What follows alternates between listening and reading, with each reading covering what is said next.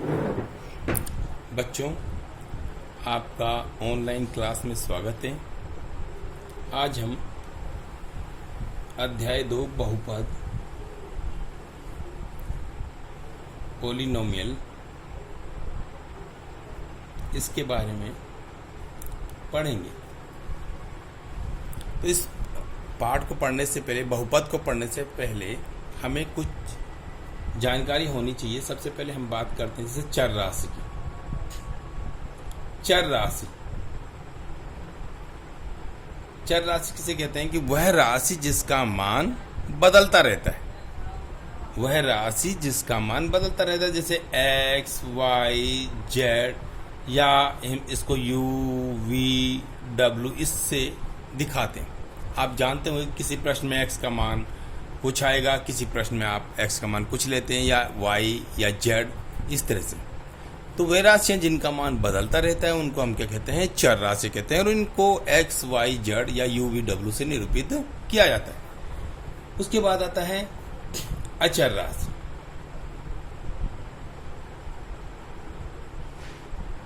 अचर राशि मतलब कांस्टेंट, कि वे राशि जिनका मान बदलता नहीं है।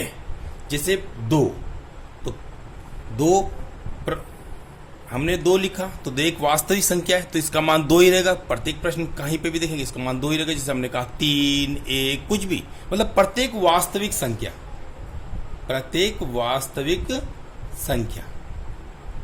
एक अचर राशि है। मतलब वास्तविक संख्या क्या है? एक अचर राशि है। अब अचर राशियों को हम अंग्रेजी के small letter A, B, C से भी निरूपित करते हैं। उसके बाद आता है बीजीय व्यंजक। बीजीय व्यंजक। अब बीजीय व्यंजक कैसे कहते हैं? कि जब हम चर राशि और अचर राशि इन दोनों के बीच अगर हम गणितीय संक्रियाएं करें। गणितीय संक्रियाएं क्या क्या होती हैं? जैसे जोड़ना, घटाना, गुणा करना और भाग देना, एक गणितीय संक्रियाएं।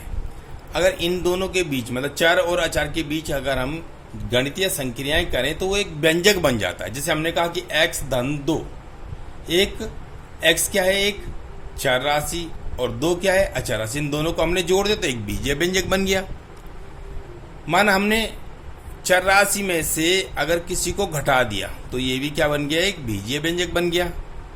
या अगर x, y कोई चर राशि है, हमने 2 से इसको क्या किया? मल्टीप्लाई किया, तो ये बन गया 2y, तो ये भी एक बीजीय व्यंजक बन गया। या हमने कहा कि एक अचर है, उसमें हमने x का भाग दिया तो 1/x, तो ये भी क्या बन गया? बीजीय व्यंजक बन गया। तो चर और अचर इन दोनों में अगर हम गणितीय संक्रियाएं करें तो एक बीजीय व्यंजक हमें क्या होता है? प्राप्त होता है। तो ऐसे बहुत सारे बीजीय व्यंजक हैं। जैसे हमने कहा x² + 2x + 3, ये भी एक बीजीय व्यंजक है। हमने कहा 5y³ + 3y² + 6, ये भी क्या है? एक बीजीय व्यंजक है। अब उसके बाद हमारे पास जो मेन टॉपिक आता है वो आता है बहुपद। कि बहुपद किसे कहते हैं? बहुपद मतलब पॉलिनोमियल। इसे हमें समझना जरूरी है। जो हमारा चैप्टर है इसी पे डिपेंड है कि बहुपद किसे कहते हैं। तो बहुपद किसे कहेंगे? कि वह बीजीय व्यंजक जिसमें चर राशि की घात पूर्ण संख्या हो। अब जैसे यहां पे ये देखिए आप, x² + 2x + 3, ये हमारा एक बीजीय व्यंजक है। इसमें चर राशि क्या है? x। इसकी जो घात है वो पूर्ण संख्या होनी चाहिए। तो यहाँ x की घात 2 है, 2 भी एक पूर्ण संख्या है। यहाँ x की घात 1 है, ये भी एक पूर्ण संख्या है। तो इसलिए ये बीजीय व्यंजक बहुपद कहलाएगा। यहाँ पे देखेंगे हम 5y की घात 3 धन 3y की घात 2 धन 6, यहाँ भी y की घात क्या है? 3, ये भी एक क्या है? पूर्ण संख्या है। यहाँ y की घात 2, ये भी क्या है? एक पूर्ण संख्या है। तो इसलिए ये भी क्या कहलाएगा? एक बीजीय, ये मतलब ये बीजीय व्यंजक बहुपद कहलाएगा। तो आप समझ चुके होंगे कि वह बीजीय व्यंजक जिसमें चर राशि की घात अगर क्या हो? पूर्ण संख्या हो, तो वह क्या कहलाता है? आपका बहुपद कहलाता है। जैसे हमने कहा कि 5x² + 2x + 3, ये एक क्या होगा? बहुपद होगा, बहुपद। क्योंकि इसमें जो भी चर राशि x है तो इसकी घात भी पूर्ण संख्या, इसकी घात 1, ये भी क्या है? पूर्ण संख्या। अगर हम ऐसा करें 1/x + 2, ये बीजीय व्यंजक तो है, लेकिन यह क्या है? बहुपद नहीं है। क्यों? इसलिए नहीं है क्योंकि इसमें x की जो घात है वह पूर्ण संख्या नहीं है, क्योंकि इसको हल करेंगे तो x की घात ऊपर जाएगी तो -1 हो जाएगा +2। तो यहाँ पे x की जो घात है -1, ये पूर्ण संख्या नहीं है। आप पूर्ण संख्या जानते हैं, पूर्ण संख्या क्या होती है? 0, 1, 2, 3, 4 और ये अनंत तक। इसी प्रकार हमने कहा कि x की घात -3 + 2x² + 3, ये क्या एक बहुपद है? नहीं, ये बहुपद नहीं है, क्योंकि इसमें x की घात जो है -3 क्या है? पूर्ण संख्या नहीं है। तो वह बीजीय व्यंजक जिसमें क्या होता है? चर राशि की अगर घात पूर्ण संख्या होती है तो वह क्या होता है? बहुपद होता है, नहीं तो वो बहुपद नहीं होगा। अब उसके बाद बहुपद के प्रकार।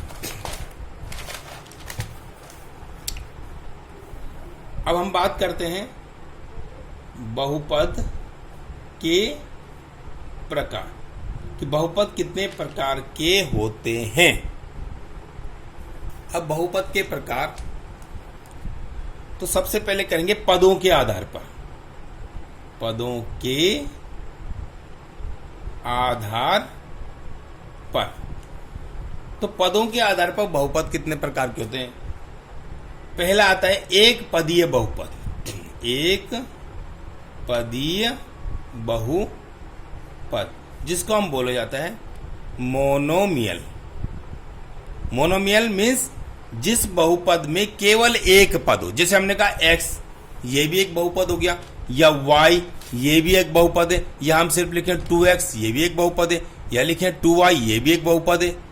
मतलब जिसमें केवल एक पद हो वह क्या कहलाएगा? एक पदीय बहुपद कहलाएगा, पदों के आधार पर। यहां पे 2y को आप दो पद नहीं कहेंगे, ऐसे नहीं समझेंगे कि 2 और y दो पद हैं। पद जो है हमेशा धन और ऋण चिन्ह से जुड़े होते हैं, ये एक ही पद है, इसलिए एक पदीय बहुपद है। दूसरा द्विपदीय बहुपद। द्विपदीय बहुपद तो वह बहुपद जिसमें दो पद हों, इसको बाइनोमियल भी बोलते हैं, बाइनोमियल। तो वह बहुपद जिसमें दो पद हों, जैसे हमने कहा x² + 2x, तो ये द्विपदीय बहुपद है, क्योंकि इसमें दो पद हैं, एक ये और एक ये। जैसे हमने कहा 5x² + 3, ये भी दो पद हैं। या हमने कहा y + 2, ये भी क्या है? दो पद है, इसमें द्विपदीय। हमने कहा x - 3, इसमें भी दो पद हैं, ये भी द्विपदीय बहुपद। तो जिसमें एक पद होता है वह एक पदीय बहुपद कहलाता है, और वह बहुपद जिसमें दो पद होते हैं वो द्विपदीय कहलाता है। इसी प्रकार त्रिपदीय बहुपद। त्रिपदीय बहुपद, त्रिपदीय नाम से पता चल रहा है कि वह बहुपद जिसमें तीन पद हो। अब तीन पद जैसे हमने कहा 3x² + 2x + 5, इस बहुपद में तीन पद हैं, 1, 2, 3, तो ये त्रिपदीय बहुपद हो गया। ऐसे ही आप बहुत सारे एग्जाम्पल इसके लिख सकते हैं त्रिपदीय बहुपद के। इसी प्रकार अगर जिसमें चार पद हो चतुष्पदीय बहुपद कहलाएगा। ये तो था पदों के आधार पर बहुपद के प्रकार। अब है घात के आधार पर। पहले हम समझेंगे बहुपद की घात। पहले बहुपद की घात क्या होती है, ये बहुत इंपॉर्टेंट है, इसे समझना बहुत जरूरी है। बहुपद की घात, तो चर राशि की सबसे बड़ी घात बहुपद की घात कहलाती है। क्या कहा मैंने? चर राशि की सबसे बड़ी घात, बड़ी घात क्या कहलाती है? बहुपद की घात कहलाती है।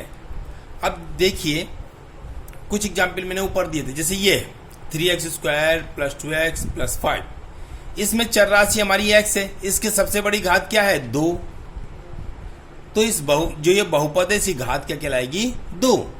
यहां पे देखेंगे इसमें चर राशि की सबसे बड़ी घात क्या है? 2, तो इसमें बहुपद की घात हो जाएगी 2। यहां पे देखेंगे y धन 2, इसमें चर राशि क्या है? y की सबसे बड़ी घात क्या है? 1, तो इसमें बहुपद की घात हो जाएगी 1। ऐसे ही अगर हमने लिखा कि 5x³ + 3x² + 5, तो इसमें चर राशि की सबसे बड़ी घात क्या है? 3, तो ये बहुपद की घात क्या हो जाएगी? 3 हो जाएगी। अब घात के आधार पर भी बहुपदों के प्रकार होते हैं। अगर सबसे पहले एक घातीय बहुपद, एक घातीय बहुपद, तो जिस बहुपद की घात 1 होगी वह एक घातीय बहुपद कहलाएगा। जैसे हमने कहा कि x धन 2, यह एक घातीय बहुपद है क्योंकि इसमें चर राशि की सबसे बड़ी घात 1। अब एक घात को लिखते नहीं है, तो x + 2 मतलब इसकी सबसे बड़ी घात 1 है, तो यहां पे क्या कहलाएगी? बहुपद की घात 1 है, तो एक घातीय बहुपद कहलाएगा ये। हमने लिखा 5x - 3, इसमें भी चर राशि x है, इसकी सबसे बड़ी घात 1 है, तो ये भी क्या कहलाएगा? एक घातीय बहुपद। तो ऐसे हम बहुत सारे एग्जाम्पल एक घातीय बहुपद के दे सकते हैं। लेकिन अब हमें ये भी बात जाननी जरूरी है कि एक घातीय बहुपद को हम रेखिक बहुपद भी कहते हैं। रेखिक बहुपद, जिसे अंग्रेजी में बोला जाता है लीनियर पॉलिनोमियल। तो मतलब जिस बहुपद की घात अगर सबसे बड़ी घात 1 हो उसे कहा जाएगा रेखिक बहुपद। जिस बहुपद की सबसे बड़ी घात अगर 1 हो उसे क्या कहा जाता है? रेखीय बहुपद।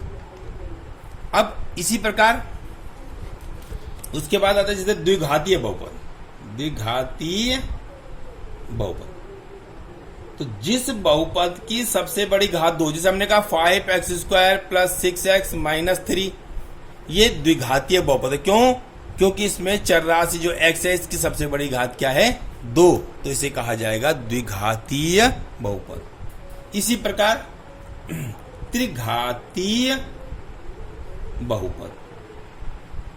त्रिघातीय बहुपद मतलब वह बहुपद जिसमें चर राशि की सबसे बड़ी घात 3 हो। अगर हमने लिख दिया कि माना 3x³ + 2x² - 5x + 6, तो ये त्रिघातीय बहुपद है। क्यों? क्योंकि इसमें चर राशि x है, इसकी जो सबसे बड़ी घात है वो 3 है। ये 2 है लेकिन हमें बड़ी घात देखनी है, सबसे बड़ी घात 3 है, तो इसलिए क्या कहलाएगा? त्रिघातीय बहुपद। तो इस प्रकार आपने बेटा ये समझा कि बहुपद किसे कहते हैं? बहुपद के प्रकार।